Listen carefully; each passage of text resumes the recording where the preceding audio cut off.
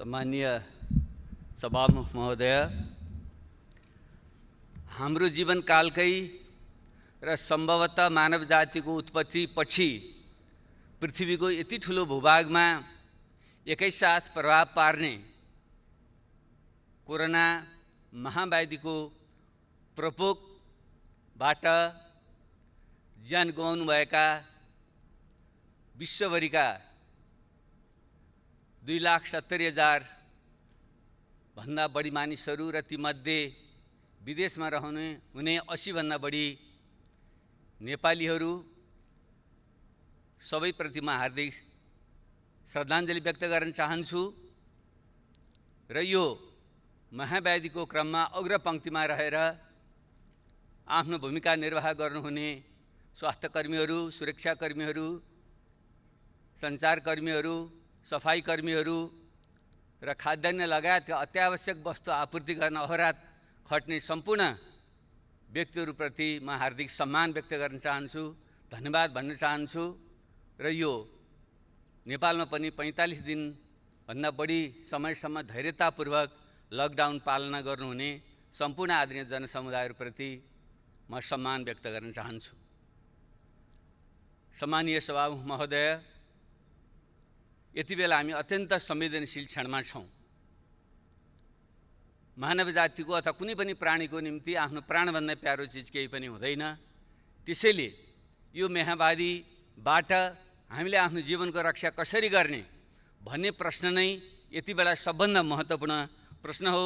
संयोगले भनौँ अथवा वातावरणीय अथवा प्रतिजन्य कारणले भन्यौँ, अहिलेसम्म हामीले नेपालमा त्यति धेरै ज्यान गुमाउनु परिरहेको अवस्था छैन। फेरि पनि यो कोरोनाबारे अझै वैज्ञानिक निष्कर्ष ननिस्किसकेको अवस्थामा यो कहिलेसम्म रहन्छ, यसले कति क्षति गर्छ भन्ने कुनै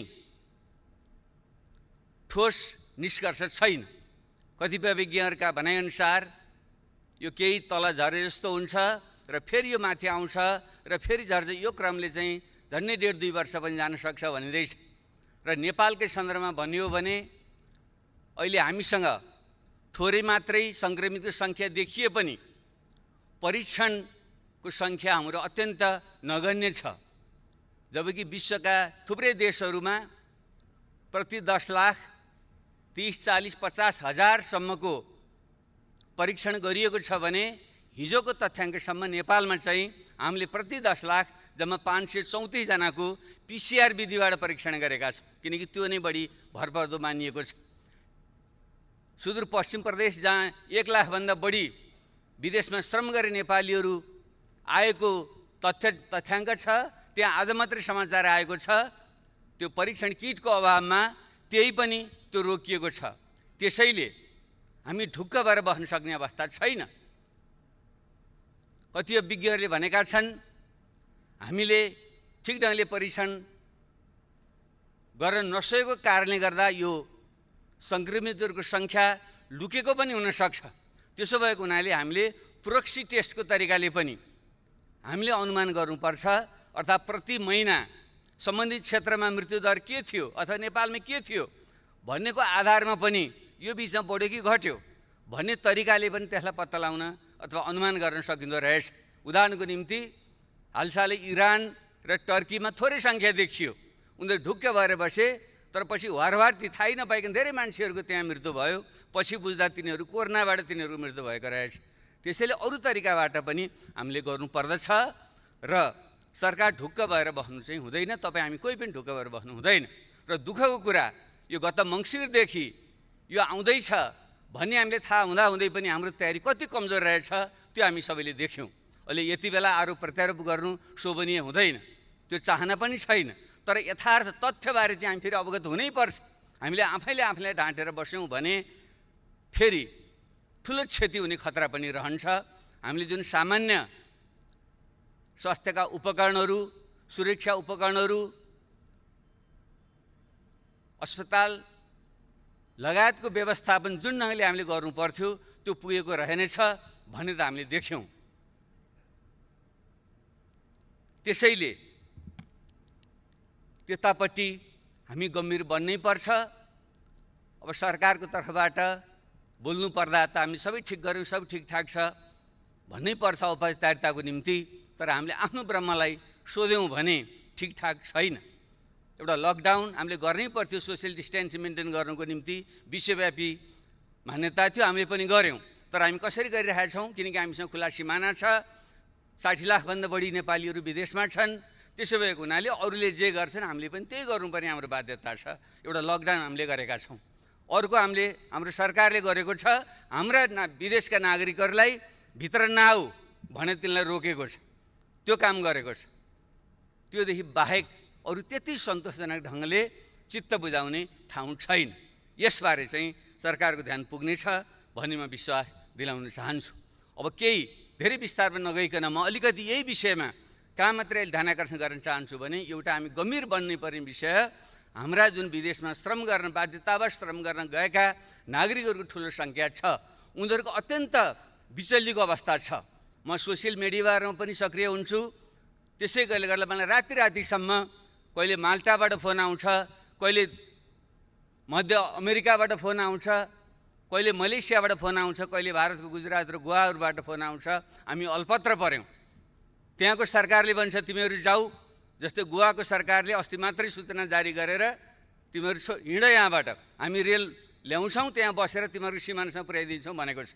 तर हाम्रो सरकारले त्यसबारे चाहिँ ठोस निर्णय गर्न सकेको छैन। मैले त्यसलाई सेयर पनि गरेको थिएँ, सरकारले पक्कै पनि थाहा छ यो विषयमा। तर उनीहरू अहिले पनि अल्पत्र परेर बसेका छन्। आज मात्रै एउटा भिडियो भाइरल भएको छ, तपाईँहरू सबैले हेर्नुभएको होला। एकजना डाक्टरले सेयर गर्नुभएको भिडियोलाई मैले ट्विटरमा पनि सेयर गरेको थिएँ। त्यो सुनौँ, सबैले सुनौँ, हेरौँ एकचोटि। त्यसबाट पनि हाम्रो आत्मा पग्लिएन, आँखाबाट आँसु आएनन् भने हामीले आफैलाई सोध्नुपर्छ, हामी मानव हौँ कि होइनौँ। एउटा नेपालीले हात जोडेर भनिराखेको छ कहाँ जाउँ, म जाने ठाउँ छैन, बस्न देऊ भनिराखेको छ। उसलाई त्यहाँ हप्काइएको छ, हामीले बोलेर आएको हो, तिमी आफै आऊ, तिमीलाई हामीले कसरी पाल्न सक्छौ, जान्छौ जाऊ भनिराखेको छ। ऊ बिचरा हात जोड्यो भने चाहिँ म कहाँ जाने ठाउँै छैन। यस्तो नेपालीहरूको यस्तो अवस्थामा हामीले सब ठिकठाक छ भनेर भन्न मिल्छ? यो यथार्थ हो। यो त्यसैले ती 60 लाखभन्दा बढी विदेशमा रहने नेपालीहरूमध्ये अनुमान गरिँदैछ 1/4 त पक्कै पनि उनीहरू विस्थापित हुन्छन्। किन मध्य पूर्वमा ठुलो त्यहाँ पनि महामारीको समस्या छ, त्यसबाहेकै आर्थिक मन्दी छ, तेलको भाउ गिरेको छ। त्यो कारणले गर्दा रोजगारी गुमेर 15-20 लाख नेपाली यो वर्षभित्र नेपाल फर्कनेवाला छन्। र प्रत्येक वर्ष थपिने 5 लाख नेपाली युवाहरूको बेरोजगारी त्यहाँ थपिँदा तिनको व्यवस्था हामीले ठिक गर्न सकेनौँ भने के हुन्छ? त्यतापट्टि अहिले नै ध्यान दियोस् भन्ने म आग्रह गर्न चाहन्छु। तिमीहरू नआऊ भनेर सुख पाइँदैन। हाम्रो संविधानले भनेको छ कोही पनि नेपालीलाई देश निकाला गरिने छैन। यो त देश निकाला गरे जस्तो, नआऊ भन्नु त्यही हो नि। हाम्रो संविधानको धारा 45 त्यही भन्छ, उताबाट जाऊ भनेको छ, हामी नआऊ भनेका छौँ। त्यो हाम्रो आफ्नै अनागरिक बनाउने हामीले। त्यसले यो विषयमा गम्भीरताबाट ध्यान दियोस् र जो बेरोजगार बनेर हाम्रो युवाहरू यहाँ आउँदैछन् तिनीहरूको व्यवस्था के गर्ने हो भन्ने विषयमा रातो दिन हामी लाग्नुपर्ने आवश्यकता छ। त्यतापट्टि ध्यान दियोस्। र यो बिचमा केही अरू पनि गम्भीर प्रकृतिका कमजोरीहरू भए। जो ज्याला मजदुरी गरेर खाने मान्छेहरू थिए, जो अस्थायी मजदुरी गर्ने मान्छेहरू थिए, तिनीहरूको सङ्ख्या भनिन्छ हाम्रो करिब 72 लाख त्यस्ता श्रमिकहरूमध्ये 60% अस्थायी प्रकृतिका श्रमिकहरू छन्। अर्थात् 40-50 लाख त्यस्ता अस्थायी प्रकृतिका श्रमिकहरू जो गाउँबाट विस्थापित भएर सहर पसे र हामीले कुनै व्यवस्था नगर्दाखेरि उनीहरू रुँदै गर्भवती महिलाहरू कुन बेहाल अवस्थामा रुँदै उनीहरू गाउँ फर्के तपाईँ हामी सबैले देखेका छौँ। अनि के त्यतापट्टि हाम्रो कर्तव्य बन्दैन? सरकारको कर्तव्य बन्दैन? हामीले त्यसबारे के गर्यौँ? तिनीलाई सम्बन्धित ठाउँमै व्यवस्था गर्न सक्नु पर्थ्यो। नसके तिनीहरूलाई स्थानीय तहसँग समन्वय गरेर हामीले व्यवस्थापन गरेर पठाइदिनु पर्थ्यो। हामीले त्यो देख्यो, ठुलो हामीले हेरेर बस्यौँ।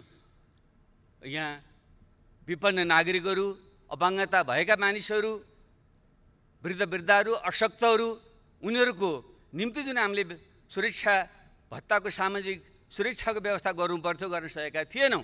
तर यही बेलामा यति बेला हामीले गर्न सक्नु पर्थ्यो।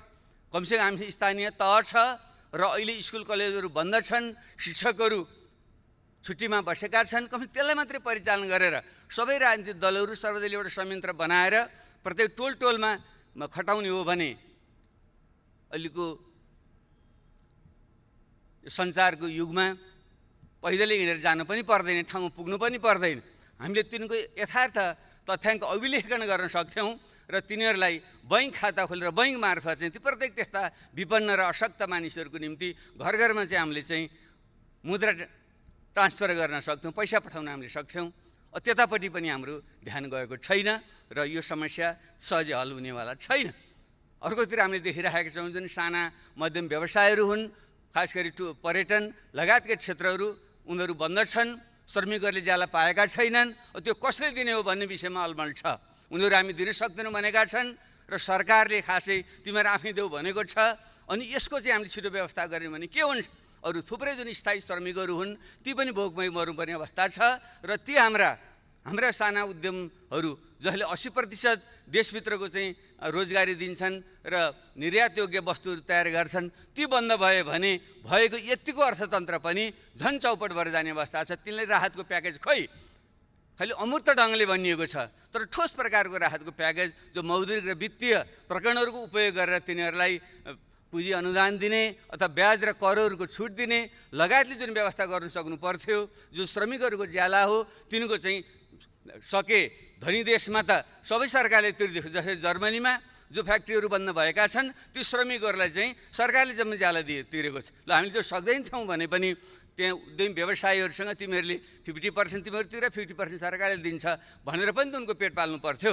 तपाईँ हामीलाई लाज लाग्नु पर्दैन। हामीले पनि त लकडाउनको बेलामा हामीले सदन हाम्रो बन्द गरेर हामी बस्यौँ, तपाईँ हामीले चाहिँ पुरै तलब भत्ता हामी खाने, तर श्रमिकले चाहिँ नपाउने। अनि तपाईँ हामीले आफूलाई चाहिँ कम्युनिस्ट समाजवादी लोकतन्त्रवादी भन्न मिल्छ? त्यसले यस्ता संवेदनशील विषय बाँकी छन्, ध्यान पुगोस्। कृषि प्रधान देश यस्तो सङ्कटको बेलामा सबभन्दा ठुलो विषय भनेको खाद्य सुरक्षा हो। अहिले यसले हामीले सिकाउने सबभन्दा ठुलो पाठ, हामी आफ्ना कृषिजन्य वस्तुहरू, दुग्ध पदार्थहरू, फलफुलहरू हामीले उठाउन नसकेर, ल्याउन नसकेर, वितरण गर्न नसकेर त्यो कुहिएर बसेको छ र यता चाहिँ सहर बजारमा चाहिँ भाउ बढेर किनेर खाइसक्नु छैन। यसको व्यवस्था हामीले गर्न सक्दैनथ्यौँ भने यसमापट्टि पनि हाम्रो ध्यान चाहिँ पुगेको छैन। उत्पादन, सङ्कलन, वितरणको चाहिँ हाम्रो नेटवर्क के रहेछ यो त राम्रैसँग उदाहरण यो, अनि यसबाट पाठ सिकेर युद्ध स्तरमा हामी लाग्नु पर्दैन, त्यतापट्टि हाम्रो ध्यान पुगिरहेको छैन। र शिक्षा, झन्डै 64 लाखभन्दा बढी विद्यार्थीहरू अहिले लकडाउनमा बसिरहेका छन्। युवावस्थाको जुन उनीहरू कहिलो उमेर हुन्छ, उनीहरूले ठिक ढङ्गले ओरिएन्टेसन गरिएन भने उनीहरूमा मनोरोगहरू आउने बढी गम्भीर खतरा पनि रहन्छ। अलि सम्पन्न हुनेहरूले त डिजिटल प्रविधिको प्रयोग गरेर उनीहरूलाई भुलाएका छन्, पढाएका छन्। त्यो गरिब र मध्यम वर्गका मानिसहरू हुन् जहाँ चाहिँ टेक्नोलोजीको पहुँच छैन, त्यहाँ उनीहरू चाहिँ यदि लामो समय त्यत्तिकै खाली बस्नुपर्दा ती युवाहरू युवती हाम्रा छोराछोरी नानीहरूको चाहिँ अवस्था के होला, त्यसको हामीले के व्यवस्था गर्दैछौँ? अझ उल्टै अन्यथा नमान्नु होला, मैले मिडियामा सुनेको छु हाम्रो शिक्षा मन्त्रीले खुलेको भोलिपल्टै परीक्षा हुन्छ भनेर आतङ्कित जस्तो बनाइराख्नु भएको छ। के परीक्षा लिने बिचरा, उनीहरू आफै मनोरोगले चाहिँ ग्रसित हुने खतरा उनीहरूलाई भइसक्यो। त्यसैले म त सुझाव दिन चाहन्छु, कमी यीको जुन परीक्षा छ त्यो लिन आवश्यकतै छैन। अब यसै पनि हाम्रो चाहिँ सेकेन्डरी एजुकेसन माध्यमिक शिक्षा 12 कक्षासम्म भइसकेपछि 10 कक्षाको परीक्षाको पनि खास अर्थ रहँदैन। त्यसैले स्कुलले आखिर फेरि पनि हामीले ग्रेड सिस्टममा गइसकेका छौँ भने उनीहरूलाई चाहिँ अब अहिले नै तिम्रो परीक्षा हुँदैन, आफ्नो स्कुलले जति नम्बर दिन्छ अब त्योभन्दा उच्च पढाइको व्यवस्था गर भनिदिने हो भने कमसेकम त्यो हाम्रा छोराछोरीहरू नाति नातिनाहरू एउटा निष्फिक्री भएर उनीहरू बस्न सक्छन्। यस्ता सामान्य कुरामा पनि ध्यान पुगोस् भन्ने मेरो चाहिँ आग्रह छ। अब आर्थिक अब कति नोक्सान पर्छ भन्ने विषयको त सायद अब हामीले सरकारबाट तथ्य पनि आउला, जो अर्को हाम्रो प्री बजेट छलफल हुन्छ, बजेट छलफल हुन्छ, त्योतिर पनि हामी जाउँला। तर प्रारम्भमा मैले अहिले भन्नै पर्छ, तपाईँ हामी सबैको ध्यान जानुपर्छ। यो अबको यो अर्थतन्त्र साँच्चै नै विश्वव्यापी रूपमा नै भनिँदैछ। दोस्रो विश्वयुद्धपछिको सबभन्दा ठुलो मन्दी यो हुँदैछ। बेलायतले त हिजो मात्रै उनीहरूको ब्याङ्क अफ इङ्ल्यान्डले घोषणा गर्यो, जो 300 वर्ष पहिले जति बेलादेखि अभिलेखीकरण, आर्थिक अभिलेखीकरण सुरु भएको थियो त्यति बेलादेखिको सबभन्दा ठुलो सङ्कट बेलायतको अर्थतन्त्रले बेहोर्दैछ उनीहरू भनेका छन्। त्यसै भएको हुनाले हाम्रो जस्तो कमजोर अर्थतन्त्रको अवस्था के होला सहजै अनुमान गर्न सकिन्छ। र 2 खर्बदेखि 5 खर्बसम्म हाम्रो अर्थतन्त्रमा नोक्सान हुन्छ भन्ने चाहिँ अनुमान छ भने त्यसको निम्ति हामी तयारी कसरी गर्छौँ र मुख्य रूपमा त्यो 20-25 लाख जो युवाहरू बेरोजगार युवा थपिन्छन् तिनको व्यवस्था कसरी गर्छौँ, खाद्य जुन अभाव हुँदैछ त्यसको निम्ति कृषिलाई कसरी पुनर्जागरण गर्छौँ, स्वास्थ्य सम्बन्धी हाम्रो कमी हामीले देखिसकेका छौँ। त्यसैले यो रोजगारी केन्द्रित भएर, कृषि केन्द्रित भएर, शिक्षा र स्वास्थ्य केन्द्रित भएर हाम्रो चाहिँ यो वर्ष चाहिँ हामीले नीति कार्यक्रम र योजना बजेट ल्याउनुपर्छ। त्यो विषयमा चाहिँ हामीले फेरि बाँकी उसमा हामी छलफल गरौँला। अब अन्तर्राष्ट्रिय हिसाबले पनि यसले ठुलो चाहिँ एउटा परिवर्तन चाहिँ ल्याउँदैछ, कतिपयले भनिँदैछ अब पश्चिमको वर्चस्वको युग सिद्धियो र पूर्वतिर आयो पनि भनिँदैछ। आजको भोलि नआउला, तर प्रष्ट सङ्केत के देखियो भने अब विश्वमा चाहिँ अब चाहिँ आर्थिक केन्द्र पनि अब चाहिँ फेरिन्छ। त्यसले गर्दा लगानीका क्षेत्रहरू पनि फेरिन्छन् र भ्यालु जुन चेन हो, मूल्य श्रृङ्खला हो, त्यो पनि भत्किन्छ। त्यो हिसाबले हामी ठिक ढङ्गले बुद्धि पुर्याउन सक्ने हो भने खास गरी चीन र अमेरिका बीच जुन शीतयुद्ध, नयाँ ढङ्गको शीतयुद्धको देखिने सम्भावना देखिँदैछ र भारतसँगको चाहिँ हाम्रो जुन खुला सिमाना आदिको कारणले आर्थिक रूपमा चाहिँ बढी हामी अन्तर सम्बन्धित पर निर्भर जङ्गको छौँ। त्यसैले चीन, अमेरिका, भारतसँग चाहिँ यो नयाँ प्रकारको चाहिँ एउटा सम्बन्ध विकास गरेर भूराजनीतिको सन्तुलन गर्दै त्यो सङ्कट पछिको पुनर्निर्माणमा चाहिँ हामीले चाहिँ त्यहाँबाट विस्थापित भएका लगानीका जुन सम्भावना हुन्छन् हाम्रो देशमा आकर्षित गर्ने र हामीले नयाँ बनेका जुन मूल्य श्रृङ्खलाहरू हुन्छन् त्यसमा चाहिँ पेगिन गरेर त्योसँग जोडेर हाम्रो अर्थतन्त्रको नयाँ ढङ्गले चाहिँ विकास गर्ने पनि सम्भावना हुनसक्छ। त्यस हिसाबले पनि हाम्रो ध्यान पुगोस्। र अब मेरो एउटा आग्रह के छ भने हामी सबै देशभक्त हौँ। त्यसैले खेली एकले अर्काको चाहिँ राष्ट्रभक्ति, देशभक्तिमाथि शङ्का गरेर हामीले अनावश्यक ढङ्गले चाहिँ विभाजित हुने काम नगरौँ। कमसेकम यो सेसनको क्रममा, यो सदनको क्रममा विषयवस्तु उठ्नेवाला छ।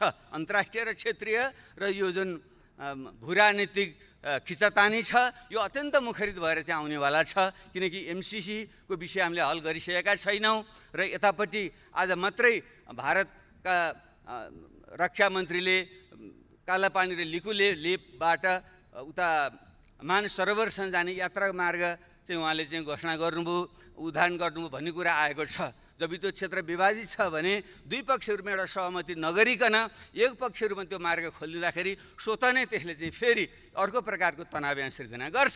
यस्ता कुराहरूमा पनि हामीले राष्ट्रिय सहमति बनाएर एउटै आवाज बोल्ने र सरकारले सबैको विश्वास लिएर जाने गर्न सक्यो भने आगामी दिन यो सङ्कटलाई अवसरमा बदल्न सक्छौँ। नत्र यो खिचातानी तानातानीमा चाहिँ हामी चाहिँ झन खराब अवस्थामा पर्न सक्छौँ। त्यतापट्टि ध्यान पुगोस्। र म अब एउटा अन्तिम र अति गम्भीर विषय चाहिँ म के भन्न चाहन्छु भने फेरि पनि अन्ततः पोलिटिक्स इन कमान्ड भन्ने गरिन्छ।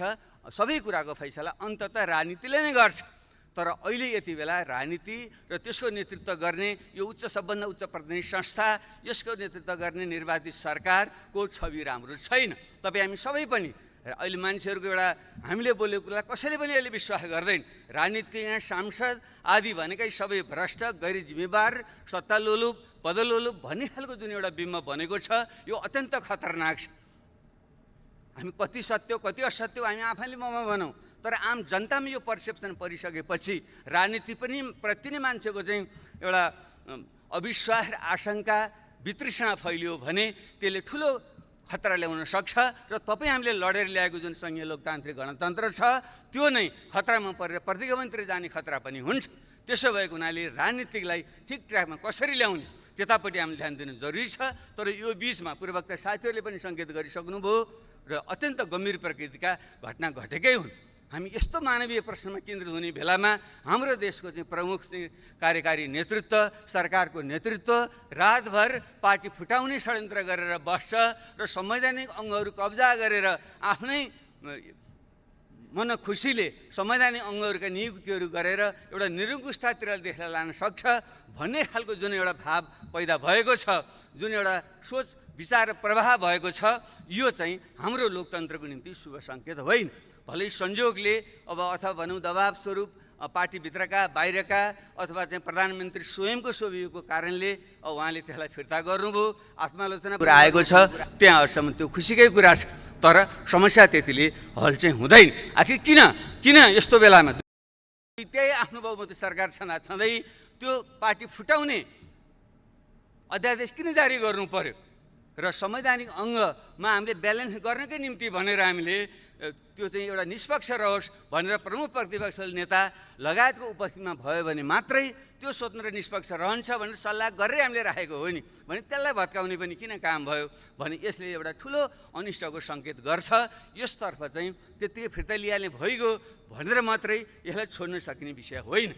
जबकि यदि अध्यादेश मार्फतै ऐन कानुन सम्बन्धन गर्नु थियो भने त अरू ठुला मुद्दा थिएनन्। शान्ति प्रक्रियाको त्यति ठुलो भाग टिआरसी र बेपत्ता आयोग जस्ता महत्त्वपूर्ण विषय अझै टुङ्गिया छैनन्। भर्खरै भन्नु अब पनि बल्ल त्यसबारे सहमति र विधेयक आउँछ कि भन्ने कुरा भइरहेको 13 वर्ष भइसक्यो। 6 महिनाभित्र हल गर्ने भनेको कुरालाई हामीले हल गर्न नसक्ने, त्यसमा सहमति गरेर अध्यादेश ल्याउन सकिँदैन थियो। म त त्यो अपेक्षा गरिरहेको थिएँ। टिआरसी र बेपत्ता आयोगलाई छिटो सम्पन्न गर्ने पुरा गर्ने ढङ्गले आइदिएको भए हामी सबैले चाहिँ त्यसलाई स्वागत गर्थ्यौँ। त्यसरी नै संवैधानिक आयोगलाई अझै जुन हाम्रो चाहिँ अङ्गहरू कमजोर भएका छन् तिनलाई बलियो बनाउनुको निम्ति अझ जनलोकपालै ल्याउँ भन्ने गरेर चाहिँ एउटा अध्यादेश ल्याउन खोजेको भए हामी सबैले समर्थन गर्थ्यौँ। अनि यो देशका मधेसी थारू आदिवासी जनजाति लगायतले यो संहिता पहिचानमा आधारित भएन, सही अर्थको यो संहिता भएन, एउटा प्रशासनिक संहिता भयो भन्ने जुन आवाज उठाइरहेका छन् र शासकीय स्वरूपबारे हामी सबैले यो अपूर्ण छ, निर्वाचन प्रणाली अपूर्ण छ, महिलाहरूबाट नागरिकता दिने अधिकार अपूर्ण छ भनिरहेका छौँ भने त्यसलाई संशोधन गर्नको निम्ति ल्याइदिएको भए के हुन्थ्यो? हामी सबैले 100% हाम्रो सहमतिबाट जान सक्थ्यौँ। त्यसैले यसरी जुन एउटा उल्टो दिशातिर जुन राजनीति प्रवाह हुन खोजेको छ यो अत्यन्त गम्भीर छ र यसलाई विशेष ढङ्गले ध्यान दियोस् भन्ने म आग्रह गर्न चाहन्छु। अब यसैमा अझै उल्टै अझै पार्टी फुटाउने विधेयक बेठी त छँदै थियो र एउटा पार्टीलाई फुटाउनको निम्ति ल्याइयो भनेर प्रधानमन्त्रीजी स्वयंले आफ्नो पार्टीको बैठकमा भन्नुभयो भन्ने जुन अखबारमा आएको छ त्यो बन्यो भने ठुलो नैतिक प्रश्न भएन, ठुलो नैतिक प्रश्न भयो नि। एउटा देशको प्रधानमन्त्री सबैको अभिभावक हो, यो लोकतन्त्रको रक्षक हो नि, प्रमुख रक्षक। यदि उसैले अर्को पार्टी फुटाउनलाई मैले यो अध्यक्ष ल्याएँ भन्नुभएको हो भने त गम्भीर प्रश्न हो नि, त्यहाँदेखि यो नैतिकताको विषय भन्दैन। र पछि जो सांसदको कुरा आयो, ल ठिक छ कति स्वेच्छाले आउनुभयो होला, कतिजनाले बेलै पाटो, तर एउटा कमन सेन्सले पनि भन्छ नि लकडाउनको बेलामा यहाँदेखि महोत्तरी अथवा चाहिँ सर्लाही लगायत थुप्रै जिल्लाहरूमा चाहिँ धनुषा लगायतका जिल्लाहरूमा चाहिँ पुगेर सांसदहरूलाई चाहिँ यहाँ ल्याउनु किन पर्यो रातारात? भर्खरै निवृत्त भएका प्रहरीका प्रमुख, सरकारको अत्यन्त निकट मान्नुभएका व्यक्तित्वहरू उहाँ किन जानुभयो होला? न उहाँको कुनै नातागोता छ, न कुनै बिहाबारी छ, न मर्नु पर्नु छ, त्यो किन जानुभयो होला उहाँ? ल राति राति किन ल्याउनु भयो होला? यो कमन सेन्सको कुरा होइन। अब यसैलाई पनि ढाक्छ पऱ्यो होइन भन्न मिल्छ? ल हामीले त्यसैले हामीले भन्यौँ यो बदलाको भावनाले भने होइन, तर कानुनी प्रक्रियाबाट यसलाई हल होस्, लोकतन्त्रको रक्षा होस्, विधिको शासन होस् भनेर हामी म आफै स्वयं पूर्व प्रधानमन्त्री धेरै साथीले पनि तपाईँ किन यस्तो हल्का भएको किन गएको त्यो प्रहरीमा मुद्दा लिनु भनिरहनु भएको साथीहरूले, किन म सुरक्षाको निम्तिमा गइरहेको थिएँ, साथीहरू डराइरहनु भएको थियो। ल त्यसरी म त जेसुकै भए पनि अहिले मूर्ख पनि ठान्नुहोस्, हिजो अहिले जनयुद्ध गरेर आएको हुनाले त्यो अलिकति पनि परेर होला मरिन्छ जाउँ भनेर म गएकै हो। तर त्यहाँ त्यो त कुनै पनि ढङ्गले एउटा जाहेरी पनि नलिने भन्ने हुन्छ। पूर्व प्रधानमन्त्री, पूर्व प्रधानमन्त्री र 1 दर्जन मन्त्री र सांसदहरू भएर जाँदाखेरि पनि प्रहरीले जाहेरी लिँदैन। किन लिनुहुन्न भन्दा लिन्न मात्रै भन्नुहुन्छ बिचरा, उहाँ आतङ्कित हुनुहुन्छ। किन लिनुहुन्न भने म लिन्न, किन लिनु 3 चोटिसम्म म लिन्न भन्नुहुन्छ उहाँले। अनि के गर्नु पर्यो त भने त्यो त ऐनमै लेखाएको छ नि, त्यहाँ यसपछि हामीले नलिएपछि कहाँ जानुपर्ने त्यहीँ जानुहोस् अरे भने यसरी चाहिँ आतङ्कित बनाएर संस्थाहरू सबै भत्काएर अनि देश बन्छ, लोकतन्त्र बलियो बन्छ। अब योभन्दा अझ गम्भीर कुरा के भयो भने अनि त्यसपछि के गर्ने? उल्टा हामीमाथि नै जो पीडित छ तिनीमाथि नै मुद्दा लगाइदिने र अनि विभिन्न ढङ्गले परोक्ष प्रत्यक्ष ढङ्गले पहल गर्ने। अब फच्चे गरौँ, तपाईँले नि फिर्ता लिनुहोस्, म पनि तपाईँ विरुद्ध फिर्ता लिन्छु। यही हो लोकतन्त्र। यो त गाउँमा उहिले हामी सुन्थ्यौँ नि, गाउँमा त्यस्तै खालको फटा खालका मानिसहरूले जो पीडित छ अनि त्यसैलाई मुद्दा लगाइदिने अनि त्यसै चाहिँ वाक्क दिक्क भएर अनि चाहिँ लो तेरो मुद्दा फिर्ता लिएँ भन्ने अनि आफ्नो उत्पीडन कायम राख्ने भने यही हो हाम्रो लोकतन्त्र, यही हो हाम्रो समाजवाद। त्यसैले सम्माननीय सभा महोदय, विषय अत्यन्त गम्भीर छ। म यसमा फेरि बढी म यो तिक्तता नहोस् भन्ने पनि म चाहन्छु, किनकि हामी सबै यो व्यवस्था फेल हुँदा हामी सबै फेल हुन्छौँ, लोकतन्त्र खतम हुँदा हामी सबै खतम हुन्छौँ र हाम्रो जीवनभरिको जुन यत्रो त्याग र बलिदान छ त्यो खेर जान्छ। त्यसैले हामीले आरोप प्रत्यारोपभन्दा पनि आत्मसमीक्षा गरौँ। म सम्माननीय प्रधानमन्त्रीज्यूलाई आग्रह गर्न चाहन्छु, उहाँले यदि साँच्चै नै आत्मनिरीक्षण र आत्मालोचनाको प्रक्रिया सुरु गर्नुभएको हो भने उहाँले यो गम्भीर जुन गल्ती कमजोरी र एक हदसम्म उहाँको समलता अथवा उहाँको निकटताको समलतामा गम्भीर लोकतन्त्र विरोधी गतिविधि चाहिँ हरकत भएको छ, कानुन विरोधी गतिविधि भएको छ, त्यसको चाहिँ एउटा तार्किक निष्कर्षमा पुर्याउनै पर्छ र त्यसलाई कुनै पनि प्रकारले संरक्षण चाहिँ दिनु चाहिँ हुँदैन र कानुनी तरिकाले त हारजित गर्न पनि सकिन्छ। आश र त्रास देखाएर संस्थाहरूलाई प्रभावमा पारेर यताको कुरा उता पनि पार्न सकिन्छ, तर राजनीतिमा नैतिकता भन्ने कुरो धेरै ठुलो कुरो हुन्छ। त्यसले सामान्य प्रधानमन्त्रीजीको जुन खालको उचाइ उहाँले प्राप्त गर्नुभएको छ, उहाँसँग मेरो चाहिँ विनम्र आग्रह छ, हामीले सत्तामा कति समय बस्यौँ भन्ने आधारमा मान्छेले मूल्याङ्कन गर्दैन। यो देशमा धेरै 38 जना प्रधानमन्त्री भइसके कसो सम्झना गर्छ मान्छेले? बिपी कोइराला 1 जनाको मान्छेले सम्झना गर्छ, अरू धेरैको त नाम पनि आउँदैन। म पनि प्रधानमन्त्री भइटो बोलेको मान्छे, मलाई थाहा छैन कति बेलासम्म मान्छेले सम्झन्छन्। त्यसले कुर्सीमा बस्दैमा पद ठुलो होइन, मान्छेले के सत्कर्म गर्यो त्यसको आधार। महात्मा गान्धी कहिले कुर्सीमा बसेनन्, उनलाई सम्झन्छन् मान्छेहरूले। जयप्रकाश नारायण कहिले बसेनन्, उनलाई सम्झन्छन् मान्छेले। हाम्रै देशमा इतिहासमा गौतम बुद्ध युवराज थिए, गद्दीमा बसेर रजाइ गर्न सक्थे, छोडेर गए, गद्दी छोडेर गए, उनी महान भए। तर उनका बाउको नाम सोध्यौँ भने उनका बाउ राजा थिए, उनको नाम कसैले पनि सम्झँदैन। त्यसैले कुर्सीमा बसेर सत्ताको प्रयोग गरेर महान भइँदैन। त्यसैले नैतिक आचरण ठुलो हुन्छ। यस निम्ति मेरो सम्मानीय प्रधानमन्त्रीसँग आग्रह छ, तपाईँ जुन उचाइमा पुग्नु भएको छ त्यही रहनुहोस् र तपाईँले अनावश्यक ढङ्गले यस्ता प्रकारको गतिमा संलग्न हुँदा तपाईँले आफैमाथि पनि अन्याय भएको छ। तपाईँ रोगले जीर्ण भएको शरीरलाई तपाईँले चाहिँ आराम दिनुपर्छ र यो लोकतन्त्रलाई बचाएर तपाईँ आफ्नै एउटा छविलाई पनि बचाएर अगाडि बढ्नको निम्ति तपाईँले राजीनामा दिनु नै उपयुक्त हुन्छ। त्यो नै एउटा उचित निकास हुन्छ र त्यसले नै समाजलाई देशलाई अगाडि बढाउन सक्छ र तपाईँको उचाइ पनि कायम रहन्छ, लोकतन्त्र सुनिश्चित हुन्छ र देशले नयाँ दिशा पक्रिन सक्छ। मेरो उहाँसँग विनम्र उहाँसँग आग्रह छ, प्रश्न उठ्छ उहाँपछि विकल्प के हुन्छ भन्ने छ। यो मेरो निजी विचार हो, मेरो एउटा निजी विचार हो। हामी पूर्व प्रधानमन्त्रीहरू सबैले हामीले कुनै पनि प्रकारको इच्छा आकाङ्क्षा नराखौँ, हामी दावेदार नबनौँ, हामीले चाहिँ दिशानिर्देश गरौँ, सहयोगको भावना गरौँ। राजनीतिबाट अलग यिनी सन्यास लिने भने होइन, राजनीति महत्त्वपूर्ण विषय हो। देशको सम्पूर्ण समाजको त्यसलाई नेतृत्व गर्ने भनेको राजनीतिले हो। त्यसले राजनीतिबाट सन्यास लिएर सुख पाइँदैन। यसमा त असल मान्छेहरू, सक्षम मान्छे ल्याउनुपर्छ। तर हामी 60-65 उमेर नाइसकेका मान्छेहरूले लोभ नगरेर अब प्रत्यक्ष कार्यकारी भूमिकामा हामी नरहने अथवा प्रधानमन्त्रीको दावेदार हामी नबन्ने र हामीले अरूलाई सघाउने, नयाँ पुस्तालाई अगाडि ल्याउने, पुस्तान्तरण गर्ने दिशातिर हामी गयौँ भने देशले निकास पाउँछ, राजनीतिक निकास पाउँछ, लोकतन्त्र सुनिश्चित हुन्छ। मलाई यही बाटो नै उपयुक्त लाग्छ र यस सन्दर्भमा पूर्ववक्ता साईले थोरै सङ्केत गर्नुभयो। अब हामीले हिमाल पहाड तराई मधेसलाई जोडेर देशको राष्ट्रिय एकता सुदृढ गर्दै देशलाई सुशासन समृद्धिको दिशामा लिएर जाने हो भने एउटा बहुदलीय लोकतन्त्रभित्र प्रतिस्पर्धाको सँगसँगै न्यूनतम कुराहरूमा चाहिँ राष्ट्रिय सहमति गर्ने ढङ्गले एउटा बिपी कोइरालाले पनि हुन त कुन परिवेशमा भन्नुभयो, राजासँगै मेलमिलाप त उपयुक्त मलाई लाग्दैन, तैपनि हामी एउटा राष्ट्रिय विषयमा एक हौँ भन्ने जुन उहाँले कुरा राख्नुभएको थियो। त्यसैले बिपी कोइराला, पुष्पलाल, रामराजा प्रसाद सिंह उहाँहरूको जुन हामीले सम्मान गर्छौँ, उहाँ कुनै ठुला पदमा धेरै समय बसेर होइन। बिपी पनि त 18 महिना बस्नुभयो, पुष्पलाल कहिले पनि सत्तामा बस्नु भएन, रामराजा प्रसाद सिंह पनि त्यो एकचोटि राष्ट्रिय पञ्चायतमा स्नातकबाट निर्वाचित हुनु बाहेक उहाँ पनि कहिले पनि सत्तामा चाहिँ कहिले पनि रहनु भएन। तैपनि हामीले सम्मान गर्छौँ।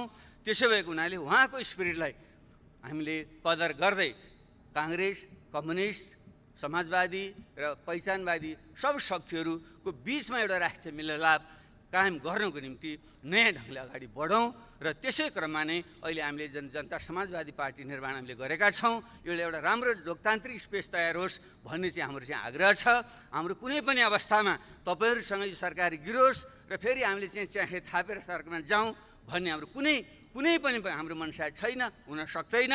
र तपाईँहरूले नेतृत्व परिवर्तन गरेर ठिक ढङ्गले चाहिँ आफ्नै पार्टीका असल मान्छेलाई अगाडि बढाउनुहोस्। 5 वर्षलाई चाहिँ तपाईँहरूले चाहिँ जनताले जनादेश दिएका छन्। हाम्रो त्यहाँ कुनै पनि खालको दाबी हाम्रो चाहिँ हुँदैन, तर एउटा राष्ट्रिय मेलमिलाप, महत्त्वपूर्ण राष्ट्रिय मुद्दामा चाहिँ मेलमिलाप कायम गरेर अगाडि जाउँ। त्यसको निम्ति हामीले जुन रेशम चौधरी एउटा थारूहट आन्दोलनका एउटा बिम्ब प्रतीक हुनुहुन्छ, उहाँलाई जेलमा राख्नु उपयुक्त छैन।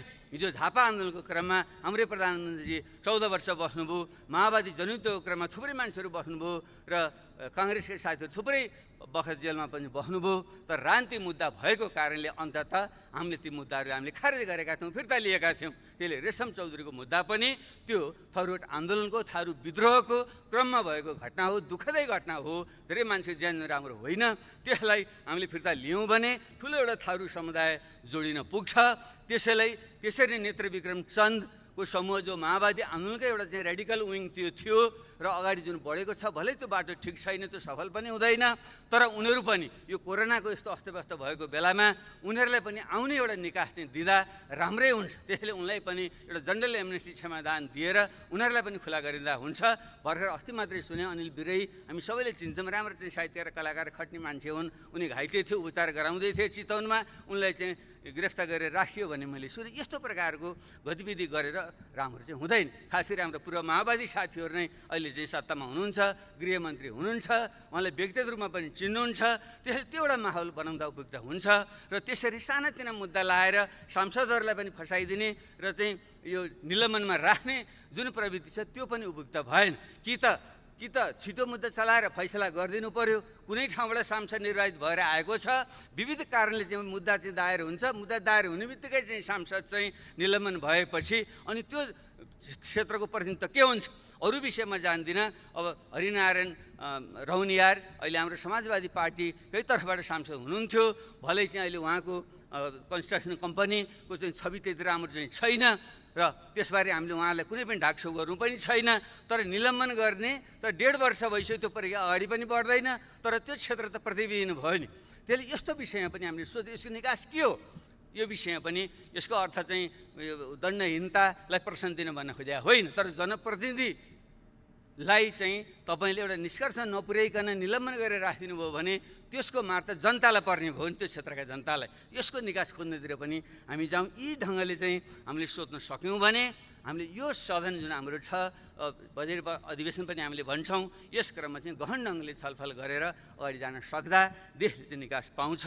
त्यसैले अब बल हाम्रो सम्मानीय प्रधानमन्त्रीजीकै कोर्टमा छ र उहाँले नै यसबारेमा सोचेर उचित निर्णय लिनुहुनेछ भनिन्छ। शिखर चढ्न